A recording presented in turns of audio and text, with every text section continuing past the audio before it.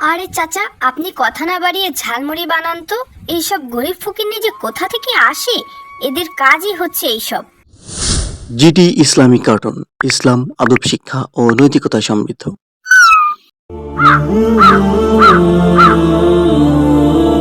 হেই ইয়ামিন, দেখো ওই যে ঝালমুড়ি চাচা ঝালমুড়ি বিক্রি করছে, চলো আমরা ঝালমুড়ি খাই। হ্যাঁ রুকাইয়া, তুমি ঠিকই বলেছো, চলো আমরা দুজনে মিলে আজকে ঝালমুড়ি খাই। আসসালামু আলাইকুম বাচ্চারা, কি খাবে তোমরা? তোমাদের কি ঝালমুড়ি দেবো? হ্যাঁ চাচা, আমাদেরকে 10 টাকার 10 টাকার 2টি ঝালমুড়ি দিন। আজকে বেশ মজা করে ঝালমুড়ি খাবো, কি বলো রুকাইয়া? হ্যাঁ হ্যাঁ, ঠিকই বলেছ, তোমাদেরকে আজ মজা করে ঝালমুড়ি আমি মাখিয়ে দেব। আজকে খেলে সারা জীবন মনে থাকবে। ভাইয়া, আপু, আমাকে কিছু খেতে দিবে? আমি আজকে সারা দিন না খাওয়া, আমি খুবই ক্ষুধার্ত, আমার পেটে অনেক ক্ষুধা। আরে না না, তুমি যাও তো, এখন আমাদের খাবারের মধ্যে বাগড়া দিতে এসো না তো। তুমি কি আজকে সত্যি সারাদিন না খাওয়া? তোমার নাম কি বাবু? আমার নাম আবু সাইম। আমার বাবা একজন রিক্সা চালক। তিনি আজ 2 দিন অসুস্থ থাকায় ঘরে কোনো খাবার নেই। আমি বাধ্য হয়ে আজকে রাস্তায় নেমেছি।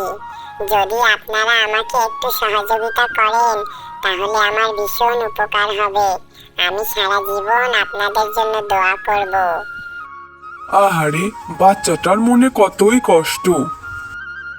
আরে চাচা, আপনি কথা না বাড়িয়ে ঝালমুড়ি বানান তো। এইসব গরিব ফকিন্নি যে কোথা থেকে আসে, এদের কাজই হচ্ছে এইসব। ছি ছি রুকাইয়া, এভাবে বলতে নেই কাউকে। তুমি তো শুনলেই, তার বাবা একজন রিক্সা চালক। তিনি প্রতিদিন ইনকাম করে বাসায় খাবার জোগাতো। আজকে সে অসুস্থ থাকায় তার বাচ্চা আজকে রাস্তায় নেমেছে। আমাদের অবশ্যই ওকে সাহায্য করা উচিত। তুমি সাহায্য না করে ওকে এত বেশি কথা বলছো, সত্যি আমি অবাক হয়ে পড়েছি রুকাইয়া। মানুষকে ঠকিয়ে টাকা মেরে খাওয়ার ধান্দা এগুলো ইয়ামিন, তুমি কি তা বুঝতে পারছো না? রাসূল সাল্লাল্লাহু আলাইহি সাল্লাম বলেছেন, যে ব্যক্তি আল্লাহর জন্য কোনো মুসলিমের দুঃখ দূর করবে, আল্লাহ তাআলা স্বয়ং তার দুঃখ আখিরাত এবং দুনিয়া থেকে দূর করে দিবেন। শোনো রুকাইয়া, সহিহ বুখারী শরীফে বলা হয়েছে, যে ব্যক্তি অন্যের উপকারে লিপ্ত থাকবে, মহান আল্লাহ তাআলা তার উপকার করবে। আমি আমার ভুল বুঝতে পেরেছি ঝালমুড়ি চাচা এবং ইয়ামিন, আমি সত্যিই দুঃখিত, আমাকে ক্ষমা করে দাও ভাই। আর চাচা, আপনি আমাদেরকে আরো একটু ঝালমুড়ি বাড়িয়ে দিন, আমি আপনাকে আরো একটু টাকা বাড়িয়ে দিব। আরে না না, আজকে আমি তোমাদের একজনের কাছ থেকেও একটি ঝালমুড়ির টাকাও নেব না, কারণ আজকে আমি তোমাদের বিবেক বুদ্ধি দেখে সত্যি আনন্দিত এবং তোমাদের উৎসাহিত করতে আমি আজকে কোনো টাকাই নেব না। তোমরা এই অল্প বয়সেও যে মানুষকে সহযোগিতা করা শিখে গিয়েছো, এটাই অনেক। আল্লাহ তোমাদের উত্তম পুরস্কার দান করুক।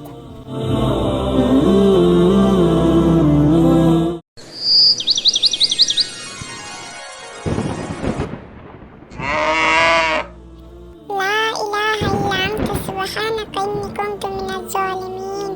দেখেছিস আপু, কি জোরে জোরে হাত ডাক দিচ্ছে আকাশে। না জানি এবার কোরবানিতে কতই না বর্ষা হয়। হায় আল্লাহ। তুই ঠিক বলেছিস ইয়ামিন, এবার যে কি হবে, আর কিছুদিন বাদেই তো কোরবানির ঈদ। এখনই যদি এত বর্ষা হয় তাহলে না জানি পশুদের কতই না কষ্ট হবে এবং মানুষ কিভাবে কোরবানি দিবে। আপু চল চল ঘরে যাই, এক্ষুনি ঝমঝম করে বৃষ্টি নামবে। তাড়াতাড়ি ঘরে চল, মা না হলে বকবে। তুই ঠিক বলেছিস ইয়ামিন, চল আমরা এখন ঘরে যাই।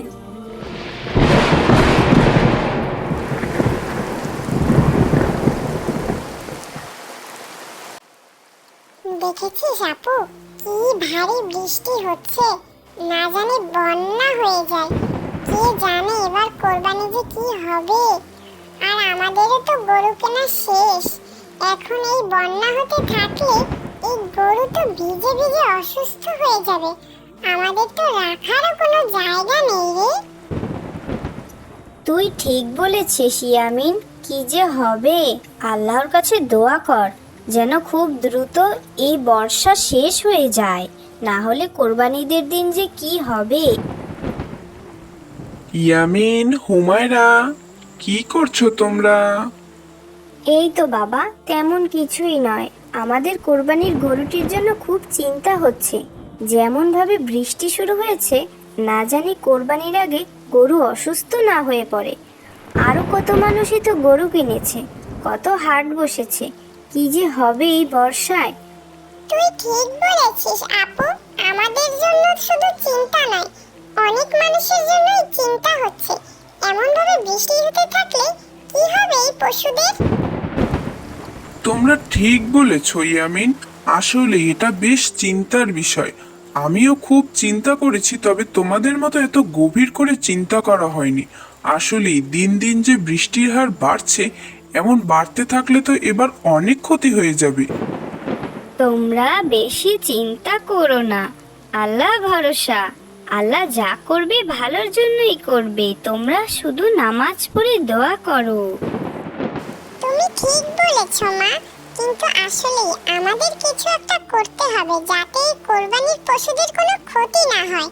আর কিছুদিন বাদে ইনশাআল্লাহ বর্ষা ঠিক হয়ে যাবে, কিন্তু কোরবানির পশু পাখি যদি অসুস্থ হয়ে পড়ে তাহলে এদের কিভাবে আমরা ঠিক করব এই অল্প কিছু দিনের মধ্যে? তার চেয়ে এদের নিরাপদ একটা স্থানে রাখা উচিত। আর পানিতে সবকিছুই প্রায় অল্প অল্প করে ডুবে যাওয়া ধরেছে। দিন যত বাড়বে পানি ততই বাড়বে। এর জন্য একটা নিরাপদ স্থান এদের খুবই দরকার। তুই ঠিক বলেছিস ভাই আমার। নিশ্চয়ই আমরা ভেবেচিন্তে খুব ভালো একটি উপায় বের করব। ইনশাআল্লাহ, আল্লাহ নিশ্চয়ই আমাদের জন্য উত্তম কিছু রেখেছেন। তুমি ঠিক বলেছো ইয়ামিনের বাবা। আচ্ছা, এখন চলো আমরা সবাই দুপুরে খেতে বসি, খাবার হয়ে গিয়েছে। না মা, আমরা এখন কিছু খাবো না, বরঞ্চ আমরা কিছু শুকনো মুড়িও চিড়ে নিয়ে নৌকা নিয়ে আমি ও ইয়ামিন গিয়ে দেখি গ্রামের কি অবস্থা। অনেকেরই ঘরে খাবার নেই। আমরা যদি পারি এতটুকু তাদের জন্য করতে, তাহলে এ দিয়ে অন্তত তাদের পেট না ভরতে পারলেও খিদে তো কমবে, তাই না বলো? আমরা গিয়ে গ্রামটা একটু ঘুরে দেখে আসি মা। তোমরা খেয়ে নাও, আমরা এসে খেয়ে নেব। তুই ঠিক বলেছিস আপু, চল চল, গিয়ে গ্রামের মানুষদেরও দেখা হলো আর কোরবানির পশুদেরও আমাদের একটু দেখা হলো। চল চল আপু, দেরি না করে এক্ষুনি চল নৌকাটা নিয়ে। ছোট হয়েও তোমরা বড়দের মতো কত চিন্তা করছো। আল্লাহ তোমাদের ভালো করুন। চল আপু, দেরি না করে আমরা এক্ষুনি বেরিয়ে পড়ি। বৃষ্টি অনেকটাই কমে গিয়েছে এবং আকাশও পরিষ্কার হয়ে গিয়েছে, তবে পানি মনে হয় কমেনি। চল আপু চল। কি অবস্থা দেখ আপু, সবার হাঁটু পর্যন্ত পানি এবং সবার পশু পাখি কেমন দাঁড়িয়ে আছে। আহারে কি মায়া লাগছে। ও ইয়ামিন, ইয়ামিনের বোন, তোমাদের অনেক অনেক ধন্যবাদ। এই বিপদের দিনে তোমরা ছোট হয়েও আমাদের দেখতে আসলে। এই গ্রামের বড় বড় ব্যক্তিরা দালানে উঠে বসে আছে, আমাদের কেউ খোঁজ নেয়নি কো, কেউ খোঁজ নেয়নি। আমাদের চিন্তা না হয় বাদই দিলাম, এই কোরবানির জন্য পশুগুলোর কি হবে একটু বলো দেখিনি। চিন্তা করেই তো দিশে পাচ্ছি নে, কি যে হবে। আল্লাহ তুমি রহম করো। চিন্তা করো না দাদিমা, আমরা নিশ্চয়ই যে কোনো ব্যবস্থা নিচ্ছি, তোমরা কোনো চিন্তা করো না। আচ্ছা আপু, ঘর বাড়ি না হয় ডুবে গেল, কিন্তু কলা পাতা দিয়ে যদি আমরা একটি সুন্দর করে ঘর করি এবং সেই ঘরে যদি আমরা সমস্ত পশুগুলো নিয়ে রাখি তাহলে কেমন হয় বলতো? মানুষ না হয় ঠিকই ভেসে নৌকায় থাকতে পারলো, কিন্তু পশুগুলো তো আর থাকতে পারবে না। ওদের জন্য না হয় আমরা একটা আশ্রয়ের ব্যবস্থাই করলাম। এতে করে পশুগুলোও সুস্থ থাকলো এবং মানুষ কোরবানিও সুন্দরভাবে দিতে পারলো। কেমন হয় বিষয়টা বলতো? ইয়ামিন, তুই তো দারুণ এক আইডিয়া বের করেছিস। মাশাআল্লাহ মাশাআল্লাহ। চল দেরি না করে এক্ষুনি আমরা কলা পাতা নিয়ে একটি সুন্দর করে ঘর বানিয়ে ফেলি। তারপরে গ্রামের সব গরু ছাগল নিয়ে ওখানে রাখবো। দেখবি গ্রামের মানুষ সবাই এতে খুশি হবে। দেরি না করে এক্ষুনি চল।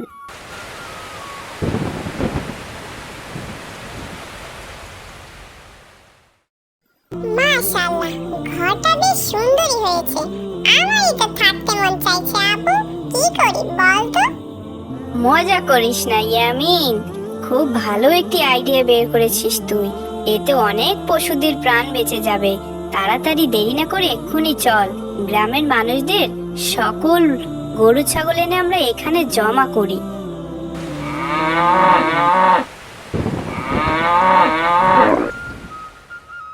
দেখেছিস, ছোট হয়েও কি সুন্দর ওদের মাথায় বুদ্ধি। আল্লাহ ওদের ভালো ঠিক করুন, আল্লাহ বলেছিস, ওদের ঠিক ভালো করুন। বলেছিস, তোরা একেবারেই ঠিক বলেছিস।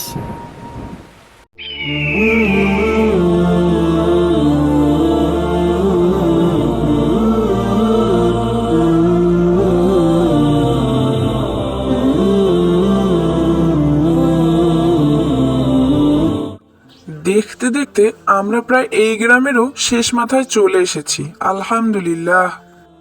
তবে আজকের রাতটা মনে হয় এই গ্রামেই আমার পার করতে হবে, কিন্তু আল্লাহ চাইলে আমি কালকেই আমার গন্তব্যস্থানে পৌঁছাতে পারবো ইনশাআল্লাহ।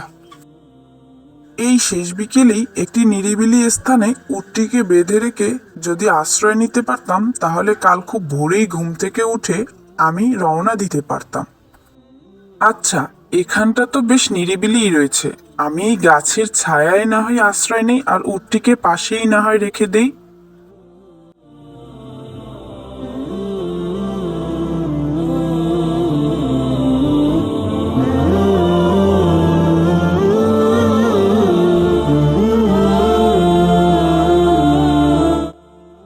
ইয়া আল্লাহ, এ আমার কি সর্বনাশ হলো! আমার উটটি কোথায় চলে গেল? নাকি কেউ নিয়ে গেল? ইয়া আল্লাহ, এ তুমি আমায় কি পরীক্ষায় ফেললে? না, আমি আমার আল্লাহকে ভুলে যেতে পারি না। তিনি যদি চান তাহলে আমি আমার উটকে অবশ্যই ফিরে পাবো। হে আল্লাহ, আমি আমার সাধ্যমতো চেষ্টা করছি। তুমি যদি চাও তাহলে অবশ্যই আমি আমার উটকে ফিরে পেতে পারি। এখন সবই তোমার হাতে। আমি শুধুমাত্র তোমারই ভরসায় রয়েছি।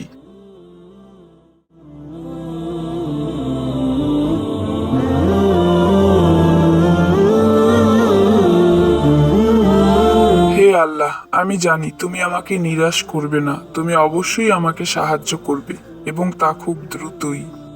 এটা আমার বিশ্বাস। আরে, এই তো আমার উট। আলহামদুলিল্লাহ। ইয়া আল্লাহ, তোমার কাছে কি বলে আমি শুকরিয়া আদায় করব? আরে ভাই, এটি তোমার উট? আমি এই উটটি অনেক দূরে ঘুরে বেড়াতে দেখলাম। আমার মনে হলো এটা কারো উট হারিয়ে গিয়েছে, তাই সাথে নিয়ে ঘুরছিলাম। যদি কারো দেখা পাই তো ভালোই হলো। তোমার দেখা আমি পেয়ে গেলাম ভাই, আল্লাহর কাছে অশেষ শুকরিয়া। আল্লাহ তোমাকে এর উত্তম প্রতিদান দিন ভাই। তোমাকে অনেক অনেক শুকরিয়া ভাই।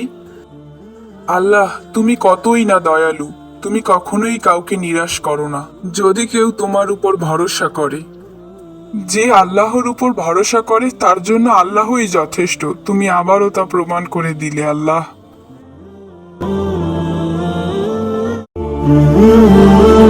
আরে আরে, কই গেলি রে? কই গেলি রে হতচ্ছাড়া?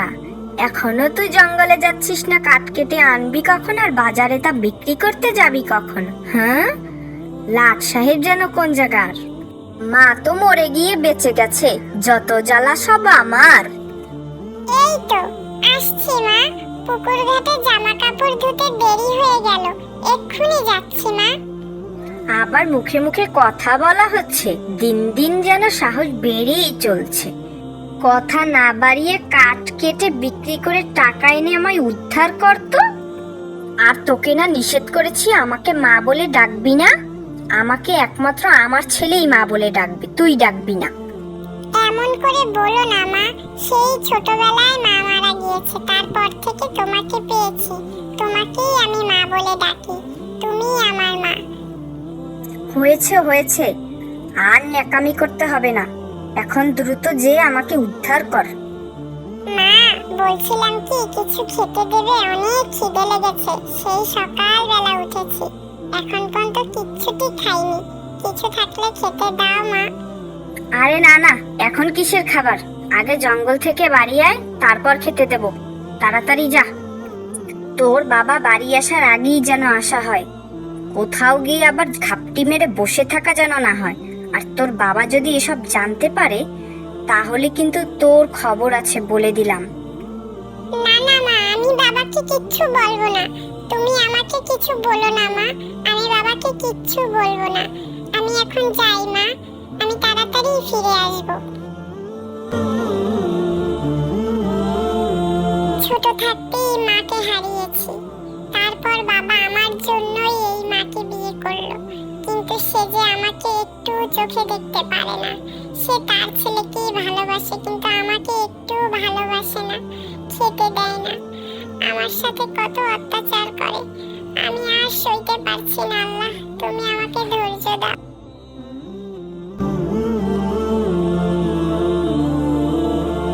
ও ভাই, তুমি কোথায় যাচ্ছ ভাই? একটু এদিকে আসো না।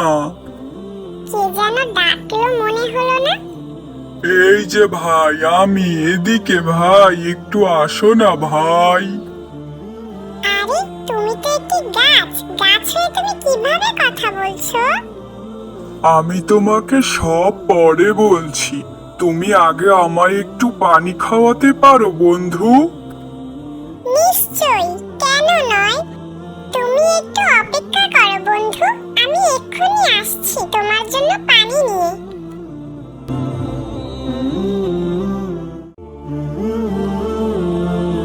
এই তো, এখানে একটি পুকুর আছে। এখান থেকে আমি দেখি আমার গাছ বন্ধুর জন্য একটু পানি নিয়ে যাই।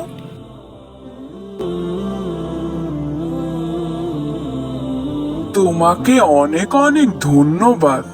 তোমার নাম কি বন্ধু? আমার নাম বিনিয়ামিন। বন্ধু, আজকে আর কোনো কথা নয়, আমার এক্ষুনি যেতে হবে, আমার অনেক দেরি হয়ে গিয়েছে। ও, তুমি সেই বিনিয়ামিন। তোমাকে তো আমি চিনি, তোমার সব কথা আমি জানি। কি বলছো বন্ধু, তুমি আমার সব কথা কিভাবে জানো? প্রকৃতি বন্ধু, প্রকৃতি তোমার সব কষ্টের কথা জানে, আর আমিও তো প্রকৃতিরই একজন। আজকে পানির তৃষ্ণার কারণে তোমার সাথে আমার দেখা এবং কথা হয়ে গেল বন্ধু। তুমি আসলেই অনেক ভালো একজন মানুষ, কিন্তু তোমার সৎমা তোমাকে অনেক অত্যাচার করে, আমি তা জানি বন্ধু। তুমি কিচ্ছু চিন্তা করো না বন্ধু, মহান আল্লাহ তাআলা একদিন সব ঠিক করে দেবেন ইনশাআল্লাহ। তাই যেন হয় বন্ধু, তুমি আমার জন্য দোয়া করো। আমি আজ আসি, আবার দেখা হবে।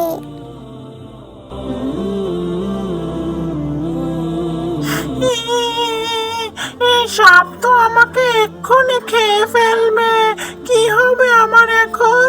কে বাঁচাবে আমাকে? আরে, ওই দূরে ইউসুফ দাঁড়িয়ে আছে না?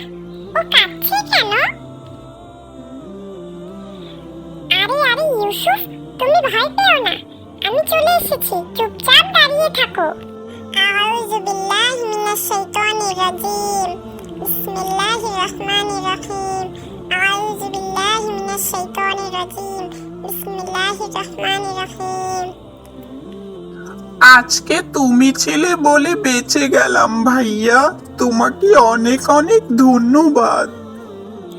সবই আল্লাহ তাআলার ইচ্ছা ইউসুফ, তুমি ভয় পেও না, চলো এখন আমরা বাড়ি যাই। এতক্ষণে তোর আসার সময় হইল ইয়ামিন? এতক্ষণ কই ছিলি? আজকে তোর খবর আছে। দাঁড়াও মা, ভাইয়াকে কিছু বলো না।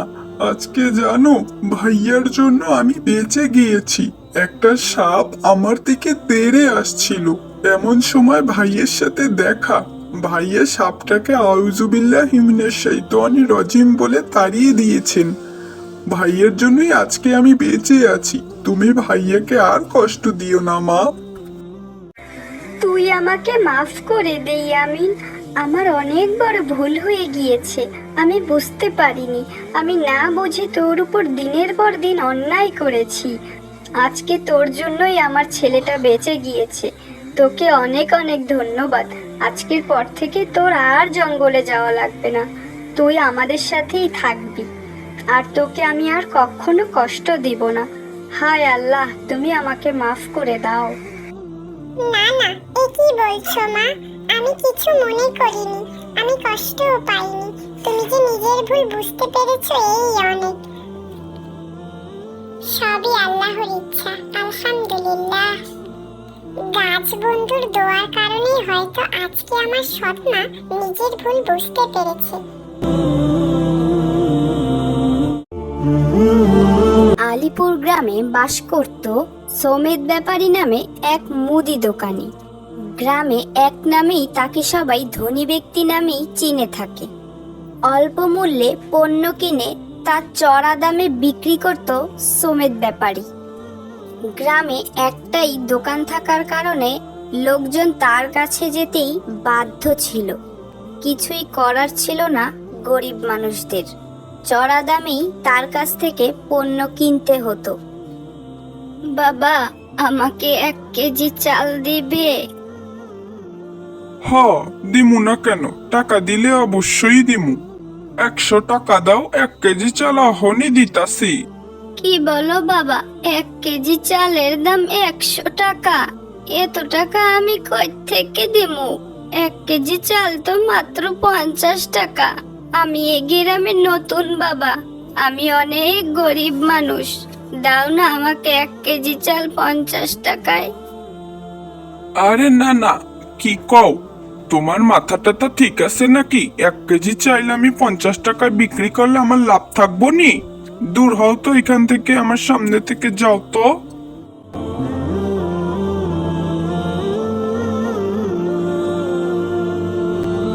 সমেত মিয়ার দোকানের পাশেই রহিম মিয়া নামে এক লোক ব্যবসা করত। সামান্য কিছু চাল ডাল ও চিড়ে নিয়ে সে বসতো। দিন আনি দিন খাই, তার জীবনে এমনই ছিল।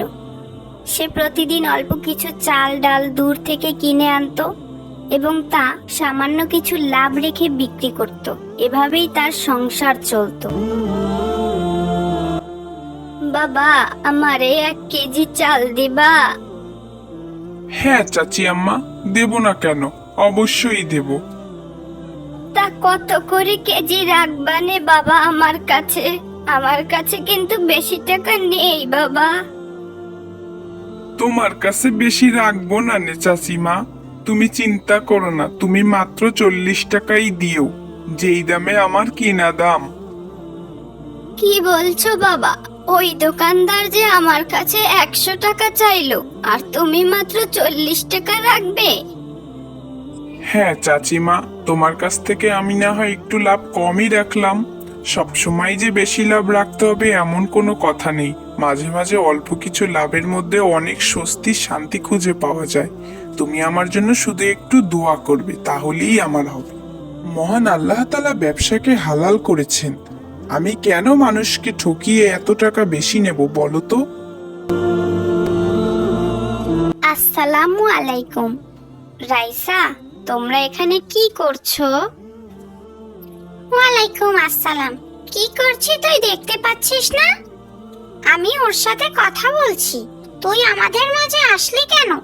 একটা ফকিন্নি কোথাকার। এভাবে বলতে নেই রাইসা, আমরা তো সবাই মানুষ, তাহলে কেন আমরা ভেদাভেদ করি বলো তো? সবাইকেই আমাদের মিলেমিশে থাকা উচিত। না, আমি ওর সাথে মিশবো না। ওর বাবা একটা গরিব, আমার বাবা কত ধনী লোক। এক নামে সবাই তাকে ধনী ব্যক্তি নামে চেনে, আর ও একটা ফকিন্নি। ওর সাথে আমি মিশবো না, তুমি মিশলে মিশো। থাকো রাইসা আর ইয়ামিন, আমি চলে যাচ্ছি। তুমি কিছু মনে করো না হুমায়রা, ওর হয়ে আমি তোমার কাছে ক্ষমা চাইছি। না না, তুমি কেন ক্ষমা চাইবে? দোষ তো আমারই। আসলেই আমার বাবা তো গরিব, আমিও গরিব।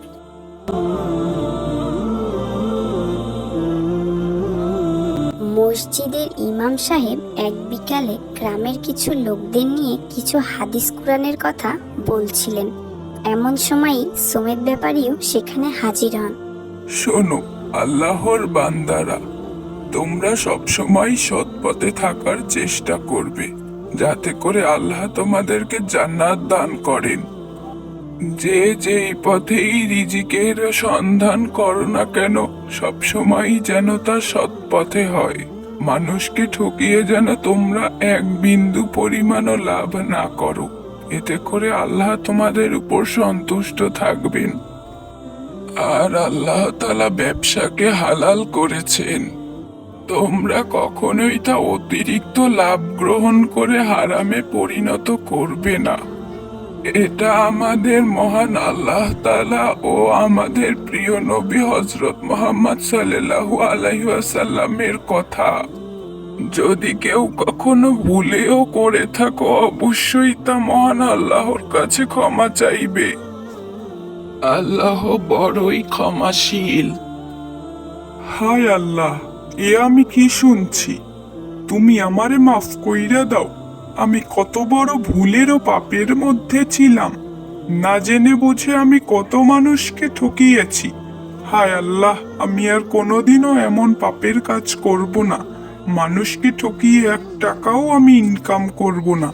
আমাদের গ্রামের ওই রহিম মিয়ার মতো হালাল পথে আমি অল্প টাকা রোজগার করব। আল্লাহ, তুমি আমাকে মাফ করো।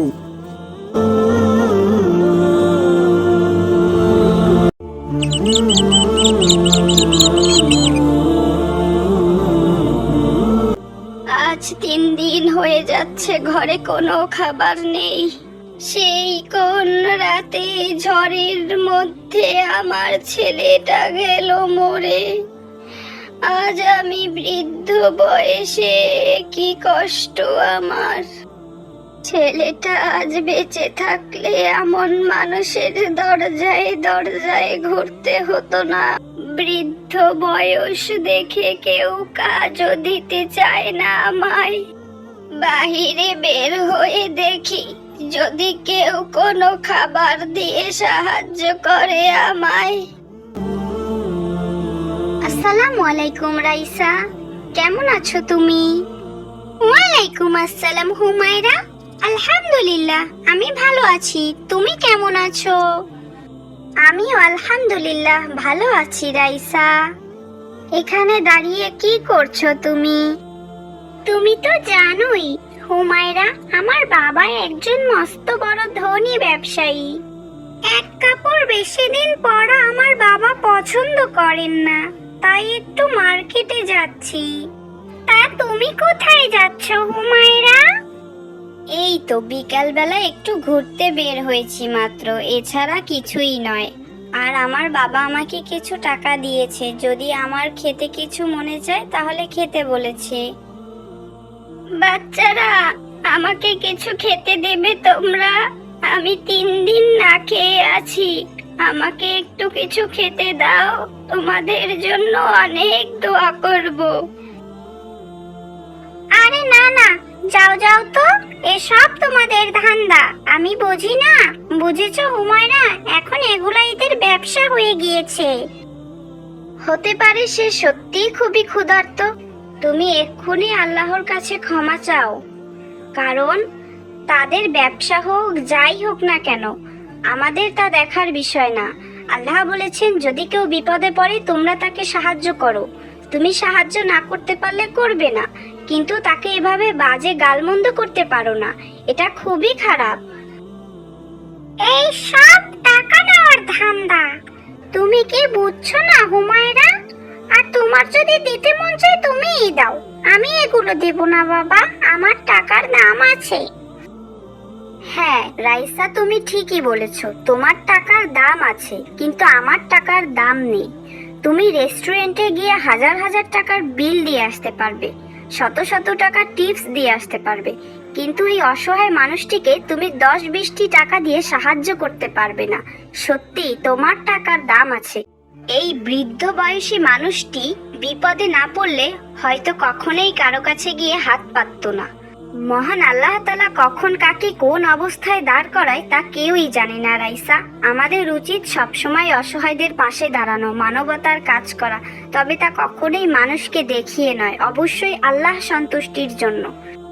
তুমি আমাকে মাফ করে দাও হুমায়রা, আজ তুমি আমার চোখ খুলে দিয়েছো, তোমাকে অনেক অনেক ধন্যবাদ। দাদিমা, তুমিও আমাকে মাফ করে দাও। এই নাও, আমি তোমাকে কিছু টাকা দিচ্ছি, তুমি এ দিয়ে কিছু খেয়ে নিও। তোমাকে অনেক অনেক ধন্যবাদ রাইসা, তুমি এত দ্রুত বোঝার জন্য। তোমাকে অনেক দিন ধরেই আমি এ নিয়ে কিছু বলবো ভাবছিলাম, তবে একটা সুযোগে বলা হয়েই গিয়েছে। যাক, তুমি যে তোমার নিজের ভুল বুঝতে পেরেছো, এই অনেক। আর দাদিমা, এই নাও, তোমাকে আমিও কিছু টাকা দিচ্ছি, তুমি এ দিয়ে কিছু খেয়ে নিও। আর আমাদের জন্য অবশ্যই দোয়া করবে। অবশ্যই দোয়া করব বাবা, অবশ্যই দোয়া করব। তোমাদের এই ঋণ আমি কখনোই শোধ করতে পারবো না। আল্লাহ তোমাদের ভালো করুন, আল্লাহ তোমাদের ভালো করুন।